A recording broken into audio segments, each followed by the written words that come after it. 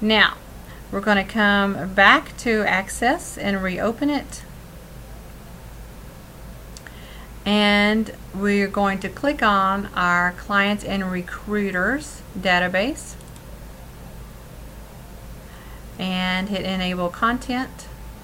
And notice that it went straight to our menu. Excellent. And that's exactly what you want it to do.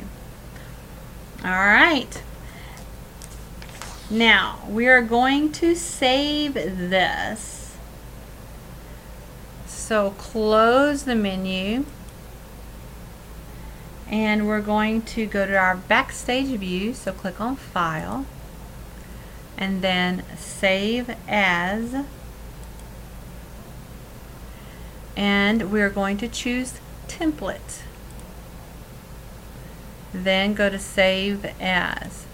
Now, saving it as a template will allow you to use this setup over and over and over without having to redo this. So, if you are creating the same type of database for multiple departments or multiple companies, then you have your shell already created so that it saves you a lot of time and a lot of thought.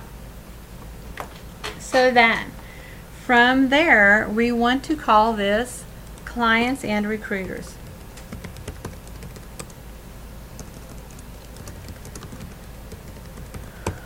And the description is, I'm on page 579, the third bullet point, database of clients and recruiters with navigation form menu. And then you look at it to make sure there aren't any mistakes. What are those kind of days?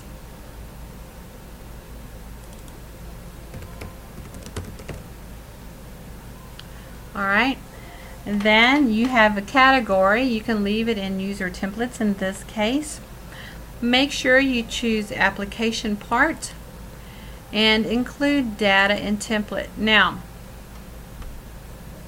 in this case, they have you including the data in template, but it seems to me that usually you would not include the same data. It would just depend on how you're using it. If you have a company and you're using the same database for each section of the company, each section has its own database, then I could see doing that. But if you're making a database for different companies that aren't related, then you would not want to do that. So you just have to think about it. You can also choose your own picture for the way your database looks like, and also how you want it to preview here by creating snapshots or whatever you want to do. You can even put your logo in there. That would be kind of cool. Alright, click on OK. And now it says your template has successfully been saved as, and you say OK. Now, to use the template on page 580, you're going to like this. Click on File, click on New. Now go to Personal. And voila. Now, I've already done this lesson once.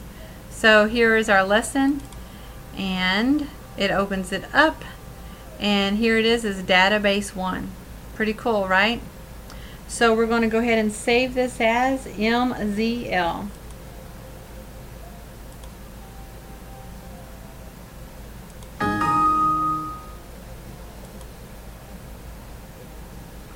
Navigate to where you want to save it. And go to Access. Remember to put your last name, first initial,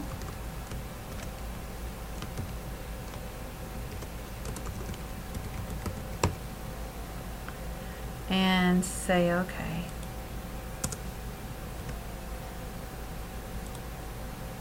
Alright. Now you might have noticed that I double clicked on that. The book teaches you, let me go ahead and close this so you can see. So that I don't confuse you. The book does teach you to do File, New, Personal.